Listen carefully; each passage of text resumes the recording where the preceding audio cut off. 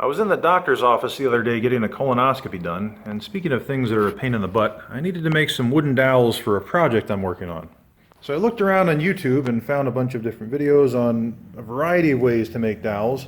Some of them use the table saw, some use a block of wood with a chisel clamp to it, some use the router table, and some just use a piece of metal with a hole drilled into it. I wanted something that was going to be easy to set up, easy to use, and work for a variety of different dowel sizes, so I came up with this design. This uses some Baltic birch plywood. It's a 3/4 inch Baltic birch, double layer spacers in the middle here, and a little pivoting hinge piece, semi-pivoting, and these different size blocks with the holes marked on the hole sizes marked on the top. And the way that this works, let me switch over to the tripod here.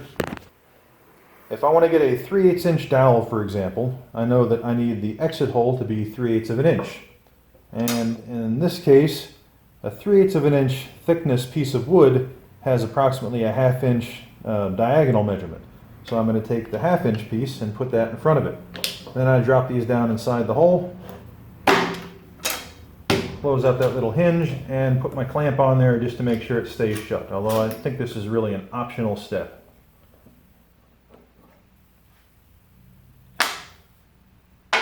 Now all I need to do is take my piece of 1/2 inch diagonal measurement, 3/8 inch thick square stock, and pop it into a chuck on the drill, or a socket rather, and since it doesn't fit quite right, I'm going to put in a few little pieces of a stick just to hold it in place so it doesn't move while I'm drilling.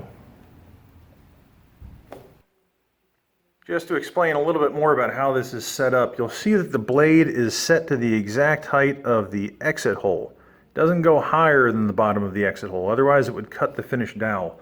So in other words, if I were to put one of these back in here that's already been cut,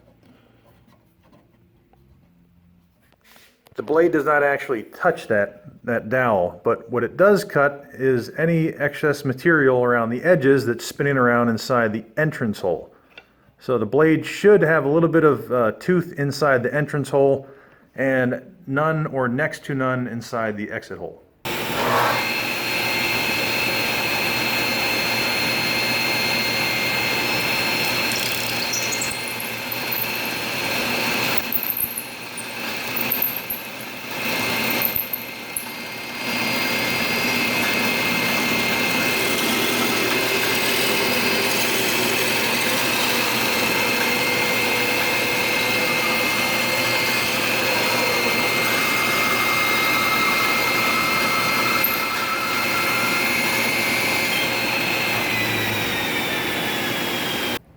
Alright, well that was easy enough. I'm just going to leave this part square. I'm not worried about going all the way down on this dowel because it gets a little too close to the blade, and I think later I'm going to put something on there to finish covering the blade, probably make the whole thing a little bit deeper, but let's see how we did with the accuracy of the measurement.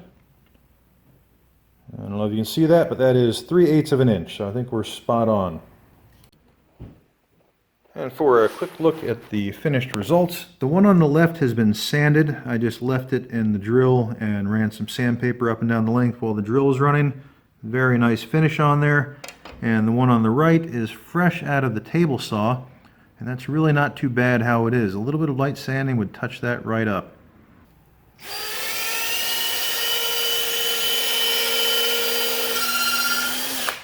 So eventually I'm going to post a version 2 of this. I think I can make some definite improvements over this model.